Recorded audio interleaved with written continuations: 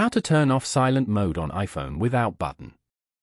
To get started, first of all go ahead and open up the Settings application on your phone. Once you're here, scroll down and tap on Sounds and Haptics. This section allows you to manage your phone sound and vibration settings. Now, turn up the volume under ringtone and alerts, just as shown. If the physical silent switch on the side of your iPhone is broken or inaccessible, you can still control the silent mode from Settings. Go back to the main Settings menu, find and tap on the Accessibility option. Next, under the Physical and Motor section, tap on Touch. At the top of the next screen, select Assistive Touch and then tap the toggle switch to turn it on. This will add a persistent, floating circular button to your screen.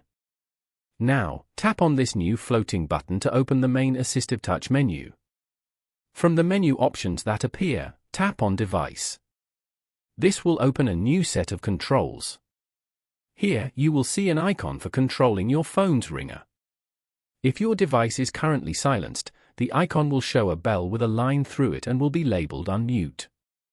Tap it to turn off silent mode.